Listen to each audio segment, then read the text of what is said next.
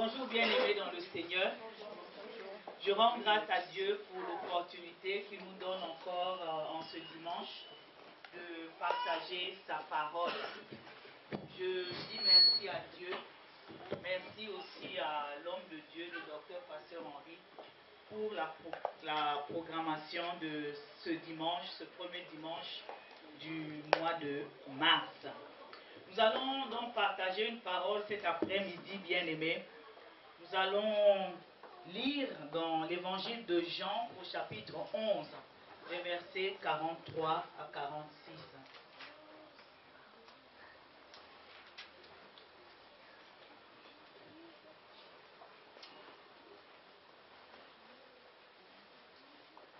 Lisons la parole de Dieu, évangile de Jean, chapitre 11, versets 43 à 46. Parole du Seigneur.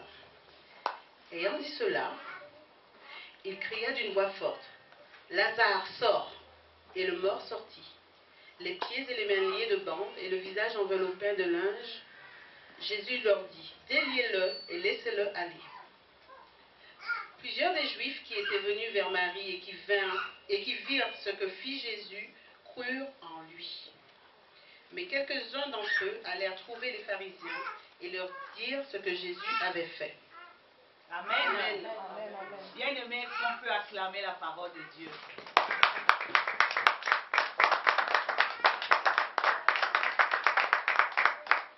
Notre Dieu est vivant et sa parole aussi est vivante. Amen. Le thème de cet après-midi, bien-aimés, c'est sors. Sors, tel est l'ordre que le Seigneur nous donne. Bien-aimés, le Seigneur Jésus parcourait les contrées, les villes et villages pour annoncer la bonne nouvelle du royaume de Dieu, pour annoncer l'évangile de vie, l'évangile du salut. Comme à l'accoutumée, il n'était pas seul. Hormis les disciples, une grande foule l'accompagnait souvent. Et dans son parcours, il était prévu qu'il fasse escale à Béthanie, ville où il était très attendu. Dans le village de Béthanie, qui veut dire maison de date ou maison du pauvre, vivait une famille qui n'était pas inconnue pour le Seigneur Jésus et ses disciples. Nous en avons un aperçu au verset 2 de ce texte de Jean 11. Lorsque le Seigneur Jésus s'est retrouvé dans la synagogue le jour du sabbat, il a lu le livre du prophète Ésaïe à l'endroit où il est écrit « L'Esprit du Seigneur est sur moi, parce qu'il m'a oint pour annoncer la bonne nouvelle aux pauvres. Il m'a envoyé pour guérir ceux qui ont le cœur brisé, pour proclamer aux captifs la délivrance et aux aveugles le recouvrement de la vue. » Ce n'étaient pas des paroles en l'air, bien-aimés, parce que le Seigneur Jésus était l'accomplissement de cette parole. Amen. Voilà pourquoi il était sur les routes pour faire la volonté de Dieu. Et il était attendu dans ce village parce que la famille qu'il connaissait était dans la souffrance. La famille était dans le chagrin dû au départ d'un être cher, Lazare, le frère de Marie et Marthe. Dans de pareils moments, les gens ont généralement besoin de la présence, du soutien des tierces personnes. Les gens ont besoin d'être entourés, bien-aimés dans le Seigneur. Des enfants de Dieu aussi ont traversé cette épreuve. Et le fait de recevoir de la visite, surtout celle d'autres enfants de Dieu, est un réconfort. Et la parole de Dieu nous recommande de nous soutenir les uns les autres. Pour leurs frères, l'inhumation avait eu lieu. Et surtout, tous ceux qui étaient venus visiter la famille, pour ceux-là qui étaient venus les voir, pour ceux-là qui étaient venus leur rendre visite, pour eux, tout était accompli. Ou pour eux, la messe était dite et il n'y avait plus rien à faire. Et pour eux, cette famille devait passer à autre chose. Mais pas pour le Seigneur Jésus, qui devait glorifier le nom de Dieu dans le village de Béthanie. Amen. Dieu nous dit dans sa parole, bien-aimé, tu peux nous regarder Ésaïe. Ésaïe, nous allons lire Ésaïe au chapitre 55, les versets 8 à 9. Qu'est-ce que le Seigneur nous dit dans sa parole? Ésaïe 55, les versets 8 à 9. Parole du Seigneur. Car mes pensées ne sont pas vos pensées, et vos voix ne sont pas mes voix, dit l'Éternel. Autant les cieux sont élevés au-dessus de la terre, autant mes voix sont élevées au-dessus de vos voix, et mes pensées au-dessus de vos pensées. Amen. Amen.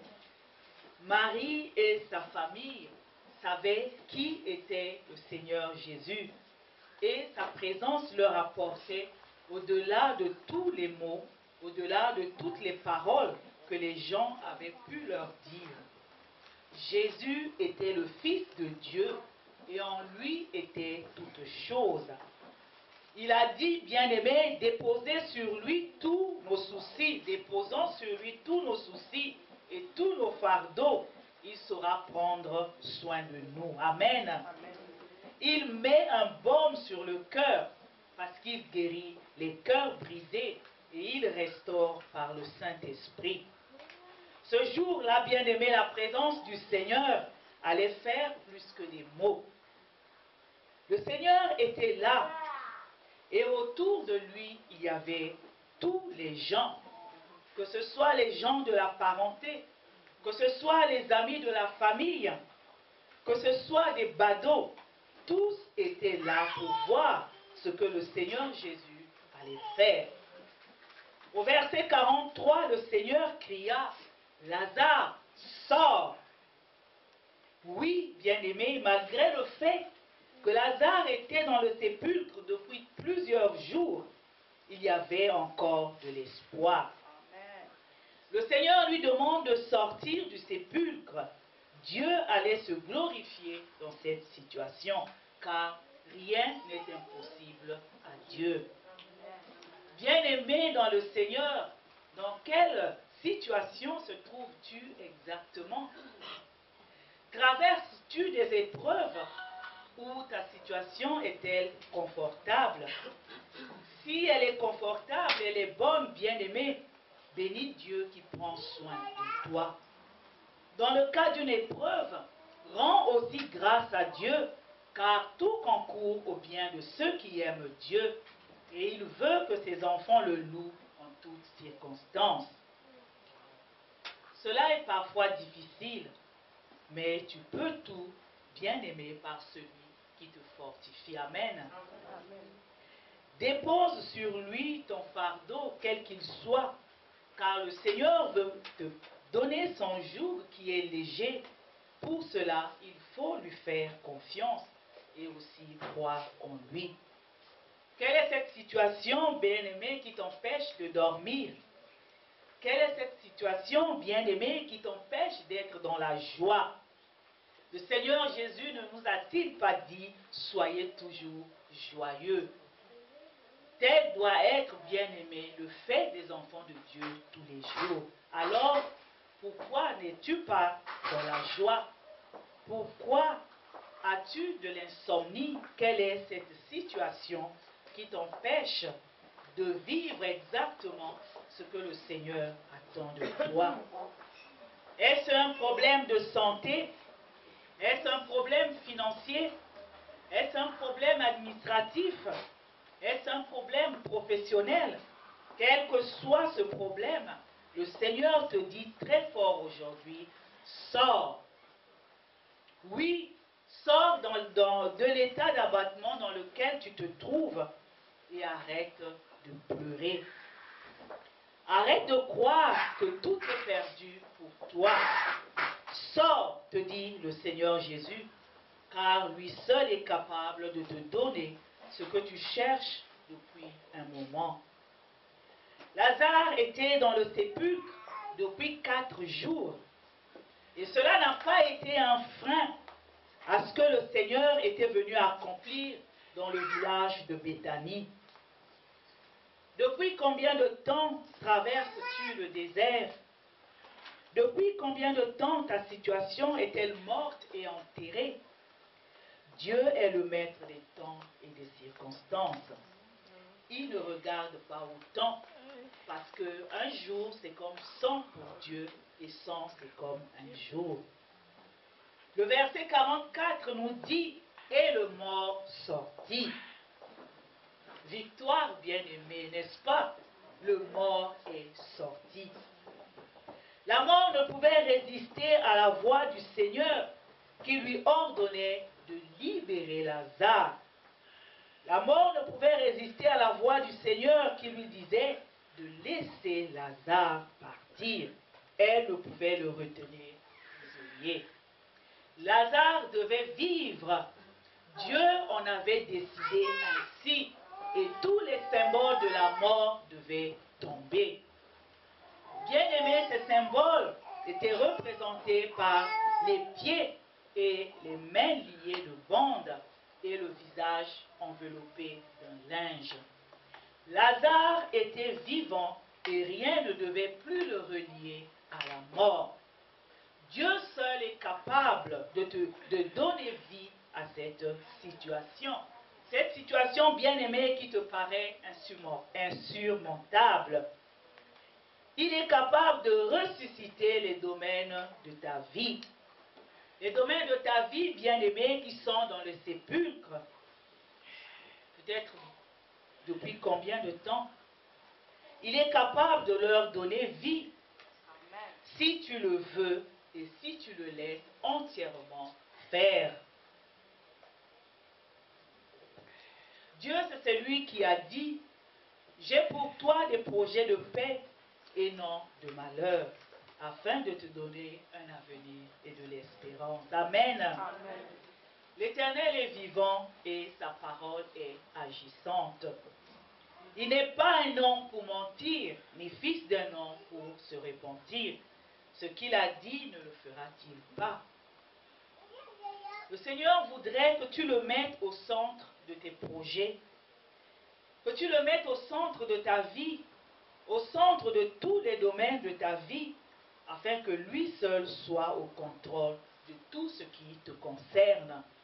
Il veut que tu composes avec lui. Bien-aimé, c'est lui qui doit gérer ta vie professionnelle. C'est lui, l'Éternel Dieu, qui doit gérer ta vie conjugale. C'est lui seul encore qui doit gérer ta vie financière et ta vie spirituelle. Il doit avoir un regard sur tout afin qu'il ait toute la latitude pour te venir en aide. Lorsqu'il t'ordonne de sortir, que tu sortes promptement et que rien ne te retienne captif. Dieu n'est pas un Dieu de compromis. Tu as du prix à ses yeux, bien-aimé. Voilà pourquoi il dit que c'est un Dieu jaloux qui ne donne sa gloire à personne. Et lorsqu'il agit pour sa gloire. Amen. Amen. Oui, bien-aimé, lorsqu'il t'ordonne de sortir, il faut que tu le fasses. Et que rien ne te retienne captif. Que rien ni personne n'ait aucun droit sur toi pour te retenir par la main ou le bras, pour te retenir par le pied, afin que tu ne sortes pas.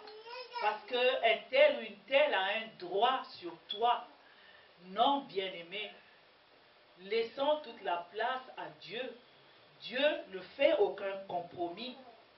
Qu'il soit au centre de toutes choses, afin que lorsqu'il te dira « sors », et que tu sortes librement. Amen.